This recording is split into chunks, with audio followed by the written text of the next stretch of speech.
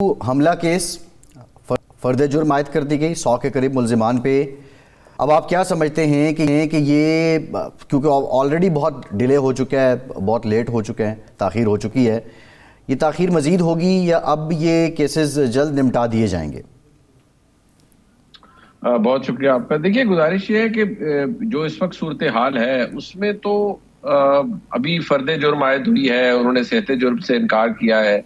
इसके बाद गवाहान को बुलाया जाएगा और वो जिस तरह क्रिमिनल ट्रायल चलता है वो ये चलेगा, तो उससे उसी तरह हम बेशक इंसदाद दहशतगर्दी की अदालत में चले, लेकिन बड़ा लंबा अरसा लगा है इसके ऊपर इंडाइटमेंट करवाने में, यानी फर्द जुर्म आयद करने में।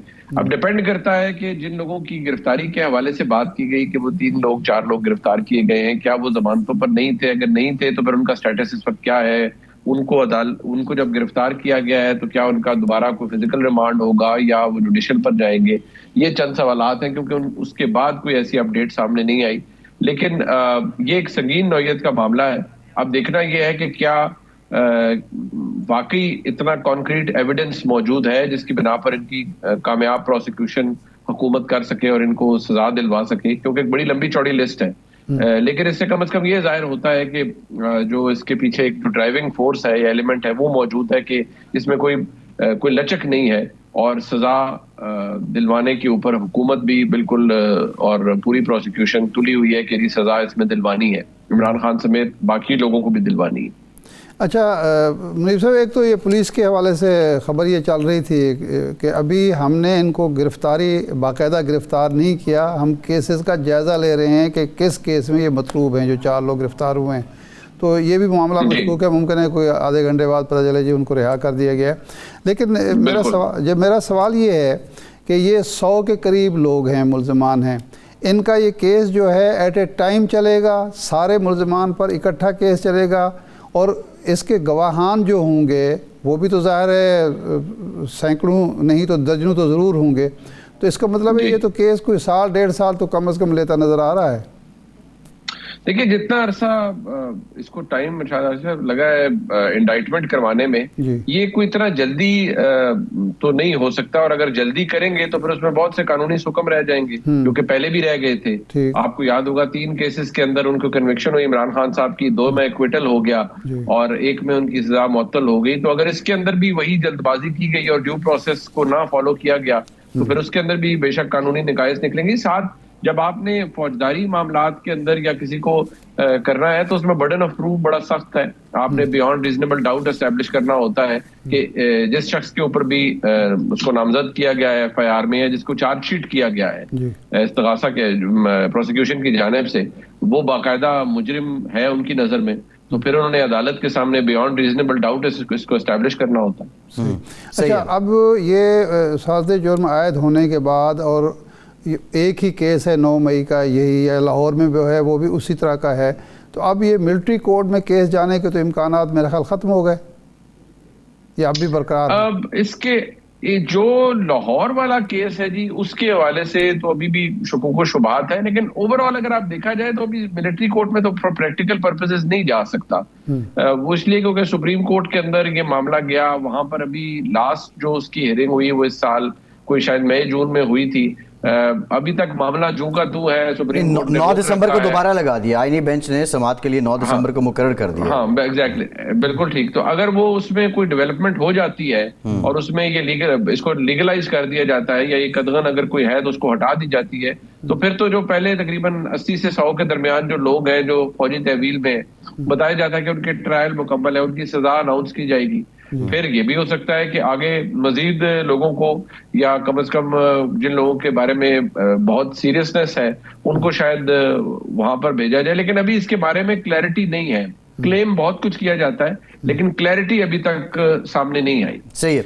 अच्छा, फैसल वावड़ा साहब कई दिन से ये कह रहे हैं कि खान साहब की जान को ख़तरा है, मैं उनको बचाने की कोशिश कर रहा हूँ, उनके हवारियों से भी, उनकी बेगम साहबा के भी नाम ले रहे हैं, और लेकिन सरकारी तहवील में है खान साहब, तो उनकी जान को ख़तरा किससे हो सकता है? केसेस की वजह से ख़तरा है या कोई और ख़तरा है?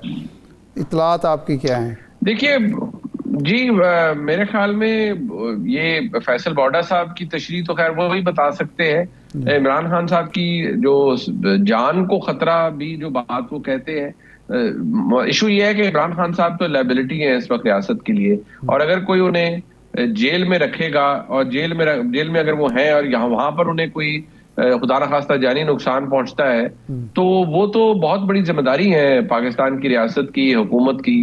तो वो कौन ये चाहेगा कि उनको जेल के अंदर मार दे, और फिर इल्जाम भी इनवेरिएबली उनके सपोर्टर कहेंगे कि इन्होंने उनको हुकूमत ने बर्बाद दिया। तो खुदा न खास्ता अगर ऐसी कोई बात होती है तो मैं नहीं समझता कि कोई ऐसी बात होगी। अलबत्ता पार्टी के अंदर डिवीजन है, खींचातानी है, वो अपनी जगह इसलिए है क्योंकि इमरान खान साहब जेल में है। जब बाहर आ जाएंगे तो ये मामला दुरुस्त हो जाएगा, लेकिन क्योंकि उनके बाहर आना इस वक्त मुहाल है, एक बहुत बड़ा मसला है, वो हल होता हुआ नजर नहीं आ रहा। और जो रिसेंट जो काम हुआ उसके बाद तो बहुत ज्यादा एक और इशू क्रिएट हो गया है, ये जो 24 नवंबर का एहतजाज था, इसके बाद तो मजीद मामला गंभीर हो गए हैं। लिहाजा मुझे लगता है कि ये इतना आसान इमरान खान साहब के लिए भी नहीं होगा इन मसाइल को इनसे बाहर निकलना। अच्छा, आज जो मौलाना साहब से मुलाकात हुई है फैसल बॉडा साहब की, आपको ये किस सिलसिले की कड़ी लगती है? क्योंकि कल बिलावल साहब भी मिले थे, ये वाक़तन मदारिस की रजिस्ट्रेशन वाला जो मामला है, कानून साजी है, उससे मुतालिक फैसल वाडा कोई पैगाम लेकर आए हैं, या फैसल वाडा जो पहले बात कर चुके हैं कि निज़ाम को तलाक़ें देनी होंगी, एक तलाक निज़ाम को मुस्लिम लीग नून को देनी होगी, फिर एक वो बानी PTI से मुतालिक भी बात करते हैं?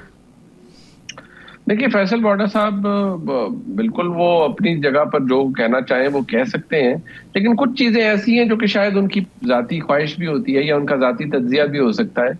लेकिन फिलहाल तो निज़ाम ऐसी आज की तारीख में तो ये तलाक किसी को नहीं दे रहा सिवाय तहरीक इंसाफ की।